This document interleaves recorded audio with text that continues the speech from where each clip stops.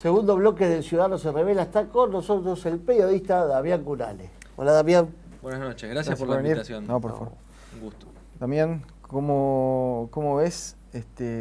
Bueno, en el primer bloque hicimos un berenjenal de temas, hicimos una ensalada de fruta. Un repaso, sí. Pero me parece que se instala el anuncio de Alberto de buscar su reelección como presidente. Para mí, fuera de tiempo, fuera de agenda. Fuera del país.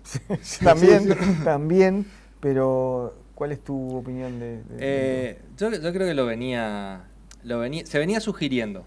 Es la primera vez que él habla de la interna que tienen en el gobierno y es la primera vez que él habla de la posibilidad de una reelección. Pero la verdad es que lo venían sugiriendo desde sus sectores en el medio de toda esta interna. Coincido con que fuera de tiempo totalmente en este momento, a 2 días, 3 días de volver a tener una inflación altísima, de estar proyectando una inflación que es cada vez más alta y que está cada vez más complicado, me parece que tendría que haber esperado un poquitito más. Igualmente creo que es parte de una estrategia mucho más grande y que es la estrategia de diferenciación con el kirchnerismo. Los venía escuchando ustedes con el tema de la interna y demás. Para mí es una interna que se vieron obligados a hacerla ahora, pero que les hubiera encantado hacerla hace 2 años. Sí. Yo creo que desde el lado lo que hemos tenido oportunidad, ustedes seguro también, hablar con la gente que apenas asumido ya hablaba del albertismo, sí, de armar el albertismo. Yo creo que toda esta interna... Tuvimos un ministro misionero que lo echaron del Gabinete Nacional porque era uno de los primeros en hablar del albertismo. Sí. Yo creo que la pandemia les retrasó el plan.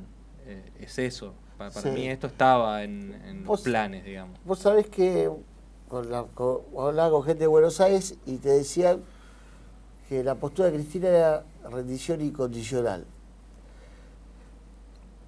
Y hablaban también que se baje la reelección. Y yo digo, ¿pero qué reelección? Sí, digo, ¿de qué vamos a hablar de reelección si todavía no sabemos cómo va a salir de todo esto?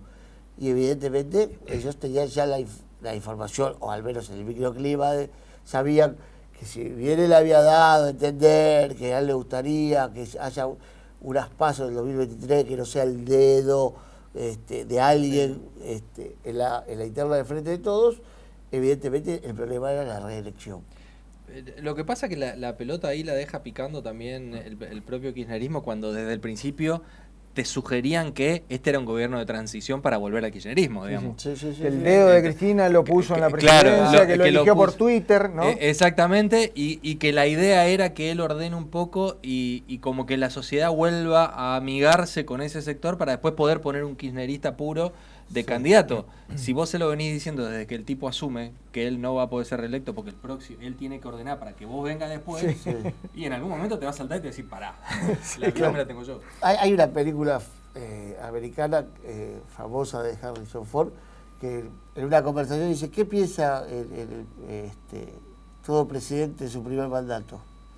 En el segundo. Obvio, por supuesto. ¿Qué es su primer pensamiento? Su segundo mandato, dice. Pero yo vos creés que estos ataques de Cristina, o lo que hizo el viernes, esa cuestión de que ella quiere quedar como una intelectual, porque hay hasta una cuestión de trasfondo psicológico, de darle un contenido ideológico a esa movida que ella está haciendo dentro del gobierno.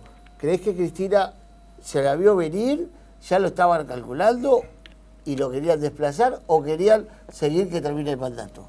No, yo creo que nunca debe haber estado en los planes que no termine el mandato. Me parece una locura. Me parece una locura porque en este plan de vos tenés que ordenar para que después vengamos nosotros, hacerle terminar el mandato antes es una locura porque sos candidato a perderla.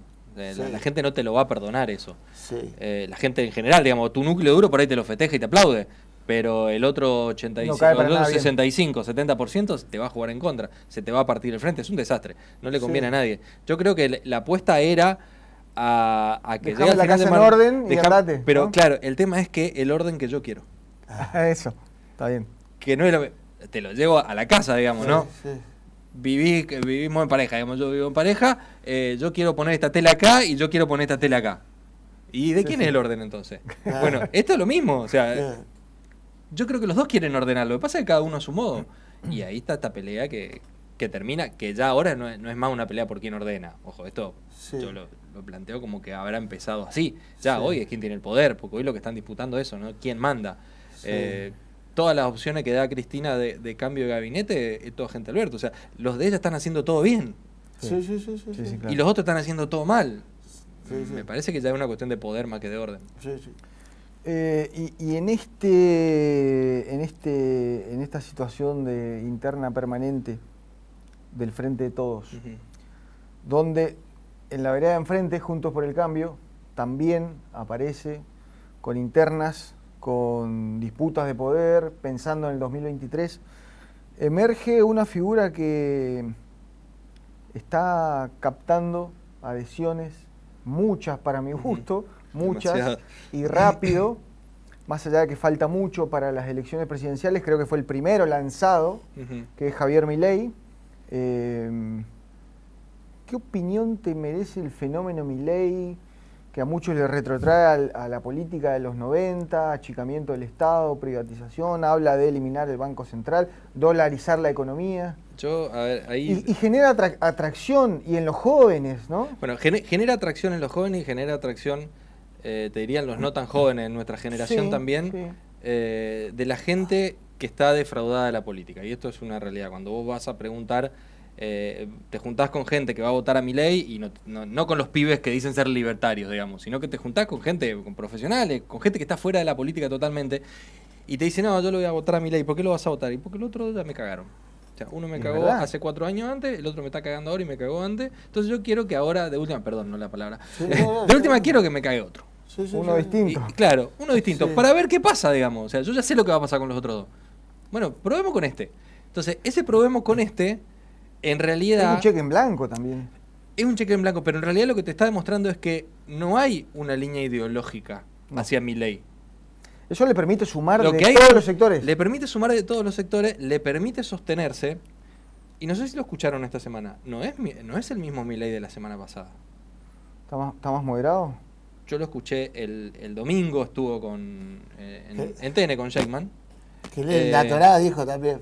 Que lee la Torá, eso lo viene contando, pero primero que no es el sacado, ¿no? Ya ahora es un tipo... Está más moderado. Es Baglini 100%, el teorema Baglini 100%. Sí. En un momento dado, Sheikman le dice, pero vos decís que vas a quemar el Banco Central. No, bueno, es figurativo, no es que vamos a quemar el Banco Central. Hay todo un proceso, lo que queremos es llevar el Banco Central a jugar el rol que juegan los tesoros federales en otros países. Ya no vamos a quemar el Banco Central. Ya no lo eliminamos. ¿Qué vas a hacer con los planes? Porque vos venís diciendo que vas a eliminar los planes. No, los planes, pero los planes son una reforma de segunda generación, recién después de que podamos generar, lo mismo que dicen todos, podamos generar Empleo. la Empleo situación genuino. para Genuino. generar empleo genuino. ¿Me estás cambiando el discurso? Claro. Sí. O sea, sí. está saliendo de ese lugar Sí. y vamos a empezar a ver un Milei un poco más normal, lo cual puede sumarle más todavía. Ahora, Sí, vos, ¿no? vos Es sabés verdad. que, Damián, que para los más jóvenes, en el 83 llega la democracia y el peronismo, impresentable, con todos candidatos impresentables, con todo, Cajón. decía somos la rabia. Con el cajón. Con el cajón de Sí, que la máxima Herminio. expresión de esa... Ya se había perdido igualmente antes, yo Sí, creo. sí. Porque ellos decían, decíamos, pues periodista cultural, yo sigo siendo de la casa donde nací. Hoy vos vas ahí, si un edificio en ese lugar, pero decía, somos la rabia. Y venía el radicalismo, con un Alfonso que decía, somos la vida. Y la gente, después de 7 años de dictadura, y de dolor, y de inflación, y de todas estas cosas, porque la hiper no es un invento desde ahora, votó al radicalismo y votó a Alfonsín. Después tuvimos el discurso moral de Carrió, que él en los papeles le sirvió en las legislativas. Cuando fue a Sí. presidenta la votó la 1%, familia. 2%. Uno antes, Sí. el frepaso.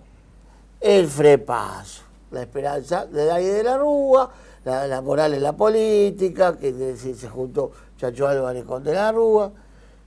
Yo creo que Milei hoy tiene el voto odio.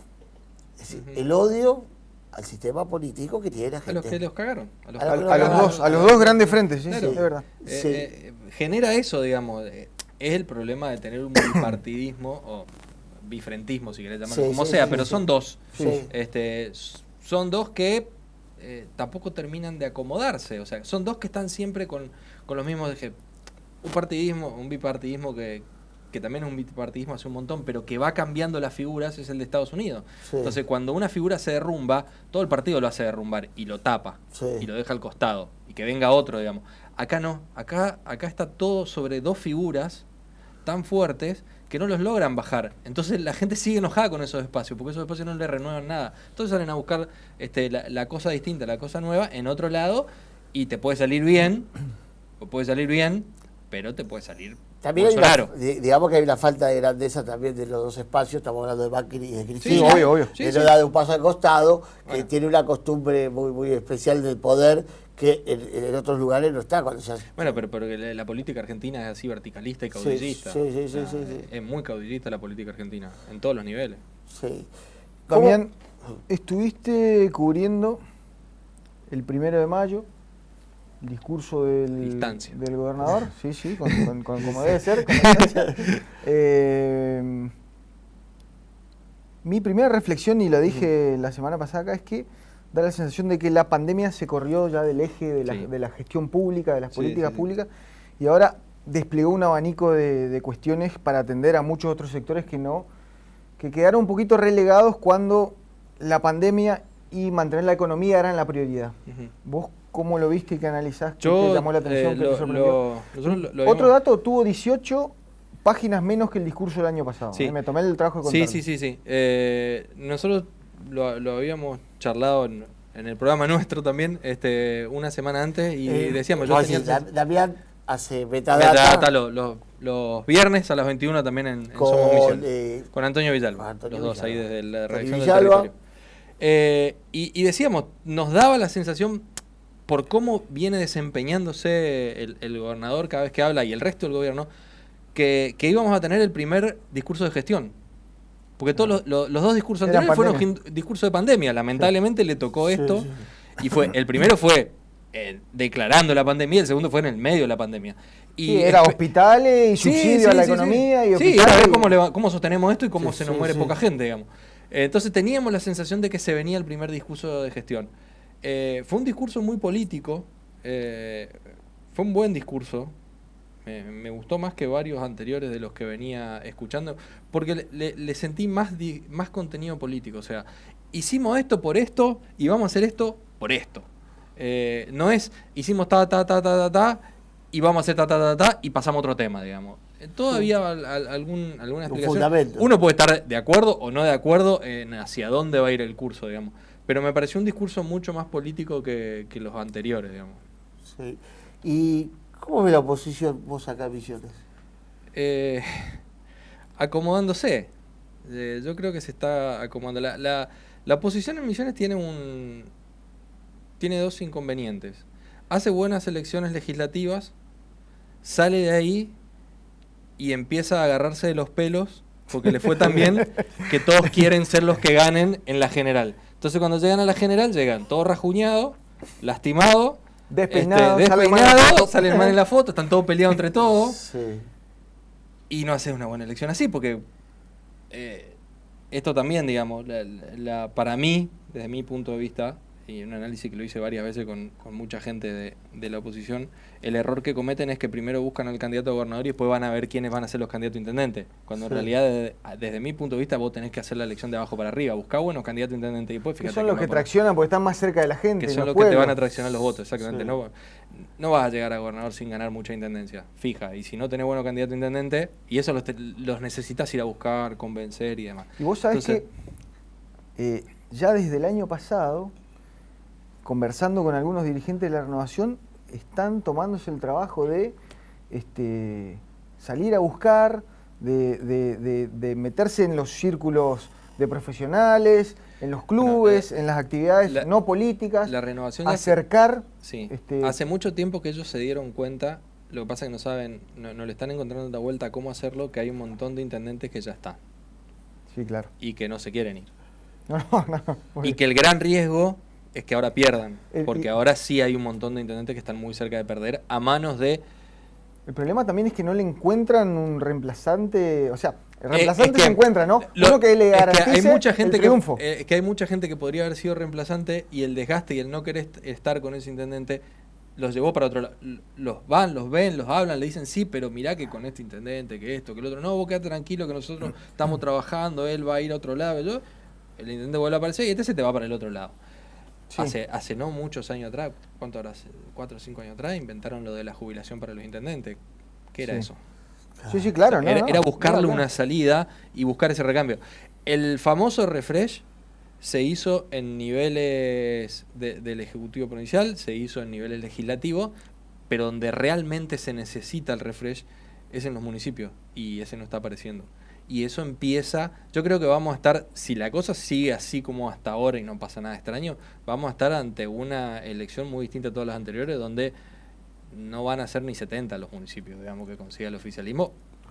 A comparación de lo que venían, a mí me parece que va La un última poquitito fueron hacia eso. 73 porque el país, el Partido Agrario y Social, creo que era o frente, no sé si ya era frente de todos, pero tres candidatos que eran originalmente del Partido Agrario, Sí. Bueno, se quedaron con tres Se más. quedaron, bueno, y tenés que sumarle un par de... Ahora queda uno, ¿no? Miremos las legislativas donde hay municipios donde Juntos por el Cambio hizo muy buena elección y donde tiene ya instalado candidato, a diferencia de lo Verdad. provincial, tiene ya instalado candidato Verdad. que están perfiladísimos. Sí. y que Alem, no- Puerto Rico, por decirte algunos. algunos, y donde incluso la propia renovación te reconoce que está muy difícil darlo vuelta. Porque la figura que está ahí no están en esta pelea, en este rajuñeo, digamos, está todo instalado y ordenadito Ah. para seguir adelante. Entonces son municipios grandes. Tenés el caso también que fue patético a fin del año pasado, donde Carlos Fernández, electo diputado nacional, no quería renunciar como intendente para Sí. subir como diputado nacional. Fue Sí, patético eso. Fue Sí, patético. sí. Como no- es más, juró después de que juraron casi todos los diputados nacionales. Sí. Entonces, vos con esa cultura es muy difícil. Y eso nosotros desde acá lo vemos como una cosa y por ahí lo analizás de la política. Eso en la localidad molesta muchísimo. Claro. Eso en la localidad molesta muchísimo. Y refuerza el voto opositor y hasta puede terminar volcando el voto indeciso. Entonces, no tener cuidado con esas cosas... ¿Y por qué crees que este famoso refresh de la renovación, que es política de baja densidad y de intensidad por los personajes que componen Sí. el refresh, es decir, le ponen tanta energía a eso que se visualiza en Posadas, porque Posadas para Misiones es como Buenos Aires para el país, capital federal para el país, y no direcciona la energía a esto. Y porque los que tienen los votos son los intendentes y es más difícil pelearse con el intendente. O sea, vos al Podés ministro, alimentar al otro dirigente, candidato dentro de la claro, renovación, pero no tampoco podés pelearte con eso. claro. ¿no? Es ¿Qué es lo muy que difícil. hacen? Siempre generan una interna entre dos o tres Claro, renovadores. que traccionen. Que lo que necesitas es ofrecerle a ese intendente un buen lugar, si querés, para su Que los último los tiempo en van la jubilando política. algunos con Algunos el cargo de diputado, ¿no? Lo pero van cuando pasando por la quieren, Cámara. cuando Sí, el sí, claro. intendente quiere, o sea, cuando Sí. el intendente viene y dice, che, ¿sabes qué? Me cansé. Y ahí sí lo reciben con el Y ahí brazo que abierto y no. dice, por todo lo que hiciste, vamos a ponerte en la lista o vamos a ponerte en una dirección, un Sí. ministerio, algo para darle un cierre a tu carrera política. Sí, gracias por la verdad que estoy cansado. Ahora, andá a agarrar un intendente que lleve 4 o 5 mandatos y que no esté cansado, a ver si lo haces No, sentar en no. la legislatura. No van.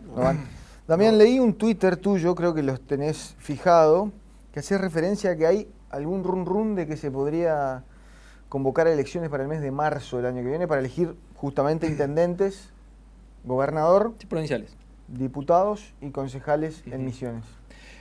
Para mí, esto surgió. Se ya comenta, se se viene comenta, se viene comentando en los comentando. pasillos de la política hace mucho. Para Pero marzo mí, es Para mí, a ver, para mí es parte de una estrategia de siempre.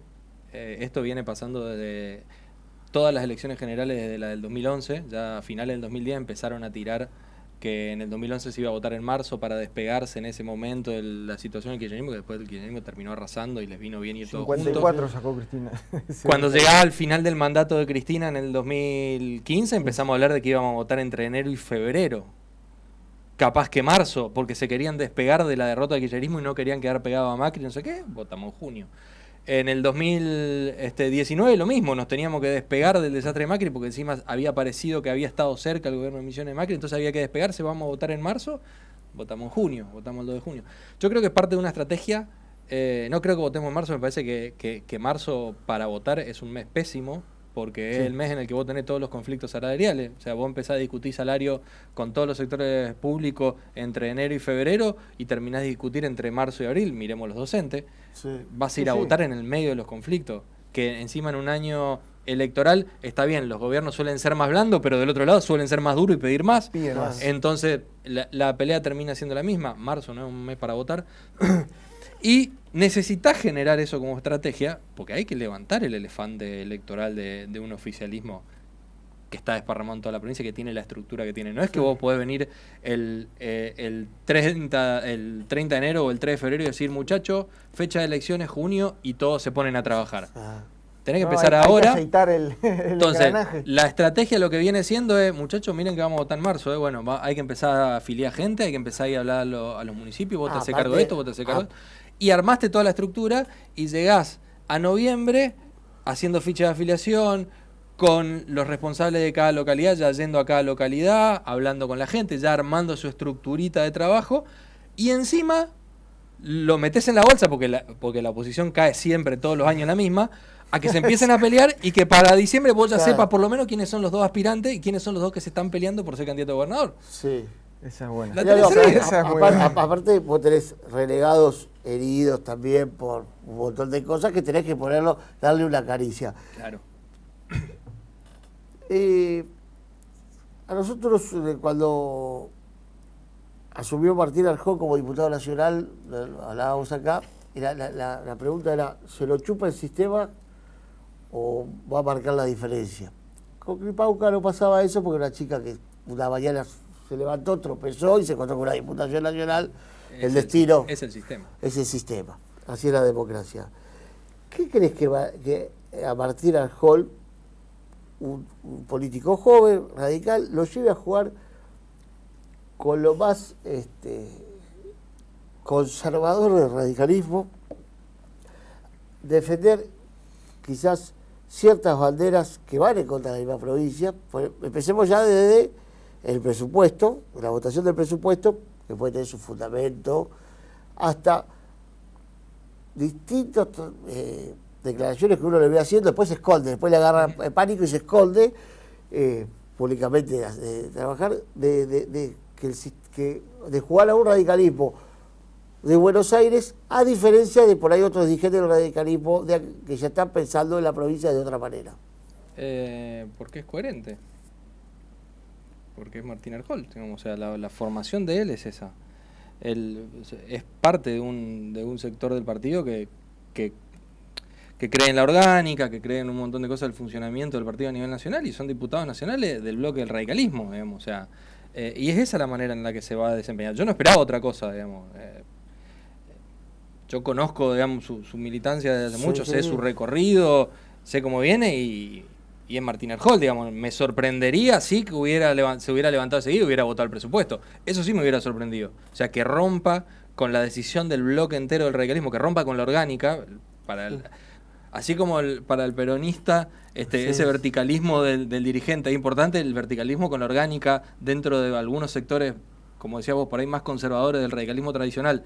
La orgánica es la orgánica y es la línea, digamos, no va a romper. Sí. Entonces, para mí es lógico la manera en la que está actuando y no esperaba un revolucionario, digamos, no estaba esperando a Alem. No, pero yo decía porque tiene ambiciones políticas, evidentemente, más allá de su diputación nacional. Pero dentro de esa lógica, o sea, ahí hay un problema para mí con algunos sectores del radicalismo que todavía está costando adaptarse a la política, y en eso el PRO, y esto ya no hablo de Misiones, sino en general, eso el PRO le ganó porque el PRO se acomoda un poquitito más al votante, digamos, al clima electoral. El radicalismo todavía tiene su cosa de esto, de la orgánica, de somos el radicalismo, las banderas son estas, los estandartes van por acá, tenemos que ponerlo adelante, y lo otro te lo van acomodando y así te llegan a una paz y te pueden arrasar. Sí. Muy bien. Muchas gracias, Damián, por haber compartido este rato con nosotros. Gracias a ustedes por la invitación. Muchas gracias. Los viernes a las 9 de la noche, por este canal, por Flow 527, Metadata, con Tony Villalba. Así es, todos los viernes. Todos los viernes. Y después lo pueden ver también en la web del territorio, dejamos ahí el programa completo ahí, en el Facebook también para que se puedan ver los bloques. Perfecto. Perfecto. Gracias. Gracias, Damián. Nos vamos a un corte y ya llega Momento Militante.